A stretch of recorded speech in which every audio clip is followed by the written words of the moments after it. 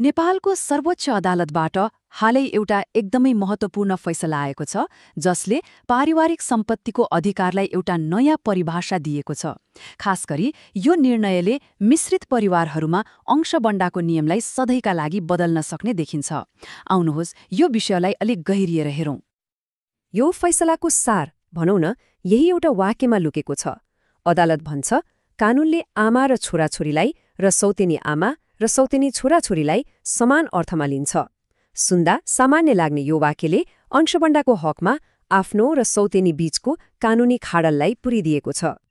हरेक ठूलो कानूनी परिवर्तनको पछाडि एउटा मानवीय कथा हुन्छ र यो फैसलाको पछाडि पनि त्यस्तै एउटा कथा छ। यो कथा हो पराजुली परिवारको, जसको सामान्य घर झगडा देशको सर्वोच्च अदालतसम्म पुगेर एउटा ऐतिहासिक नजिर बन्न पुग्यो।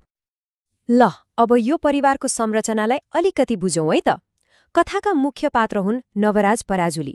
उनको पहिलो विवाह तुलसा बस्नेतसँग भएको थियो र उनीहरूका एक छोरा थिए राहुल।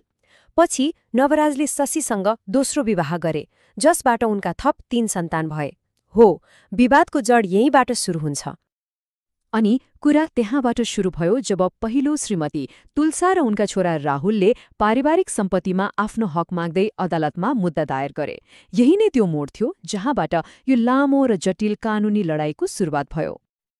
अब यो पुरै मुद्दा घुमेको थियो खासमा दुईवटा एकदमै महत्त्वपूर्ण कानूनी प्रश्नहरूमा। सर्वोच्च अदालतले मूलतः यिनै दुई प्रश्नको जवाफ खोज्नुपर्ने थियो। पहिलो प्रश्न थियो पितृत्वको। बाबु नवराजले त राहुललाई आफ्नो छोरा मान्न नै अस्वीकार गरिदिए। उनले भने राहुल मेरो जैविक छोरा होइन, त्यसैले अंश पाउँदैन, डीएनए परीक्षण हुनुपर्छ। तर के साँच्चै पितृत्व प्रमाणित गर्न डीएनए नै चाहिन्छ त?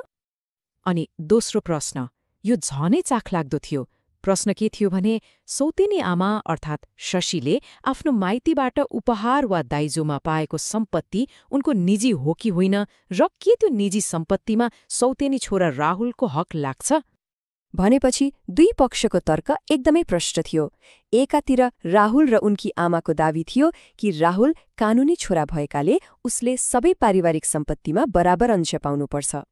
अर्कोतिर नवराज र उनकी दोस्री श्रीमतीको तर्क थियो कि एक त राहुलको पितृत्व नै शङ्कास्पद छ र अर्को सौतेनी आमाको दाइजोको सम्पत्तिमा अंश लाग्दैन। ल अब लागौं सबैभन्दा महत्त्वपूर्ण पाटोतिर। अदालतले यी दुई जटिल प्रश्नहरूलाई कसरी हेर्यो र अन्तमा के फैसला सुनायो? डीएनए परीक्षणको मागमा अदालतको तर्क एकदमै प्रष्ट थियो। अदालतले भन्यो पितृत्व प्रमाणित गर्न डीएनए एउटा माध्यम हुन सक्छ, तर यो अनिवार्य वा एकमात्र प्रमाण होइन। जन्मदर्ता, नागरिकता वा साक्षीहरू जस्ता अन्य प्रमाणहरूले पनि पितृत्व स्थापित गर्न सक्छन्।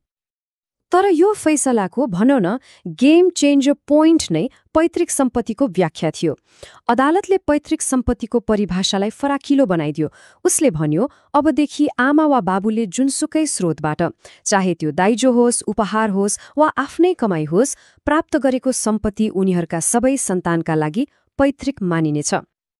अब यो नयाँ परिभाषाले गर्दा के भयो त भन्दा शशीले आफ्नो माइतीबाट पाएको सम्पत्ति अब उनको निजी रहेन।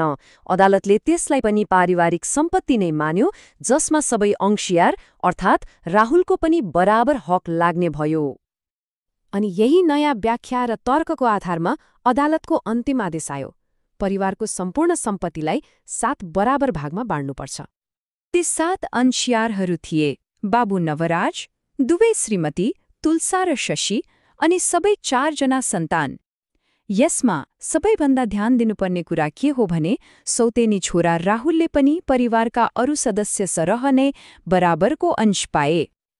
ल फैसला त भयो, तर यसलाई ऐतिहासिक किन भनिएको हो र भविष्यको लागि यसको अर्थ के हो? आउनुहोस् यसको प्रभावबारे कुरा गरौँ। एकदमै सोझो भाषामा भन्नुपर्दा यो फैसलाले एउटा कुरा सधैँका लागि प्रष्ट पारेको छ। अंशबण्डाको सवालमा कानूनी रूपमा सौतेनी छोरा र असली छोरामा कुनै फरक हुने छैन। अब यो फैसलाले के नयाँ नियमहरू बनायो त? छोटकरीमा हेरौँ। पहिलो, अंशबण्डाको लागि सौतेनी आमा र आमा एउटै हुन्। दोस्रो, सौतेनी छोरा र छोरा पनि एउटै हुन्। र तेस्रो, सबैभन्दा महत्त्वपूर्ण, आमाबाबुले जहाँबाट जसरी सम्पत्ति पाए पनि त्यो उनीहरूका सबै सन्तानको लागि पैतृक सम्पत्ति हो।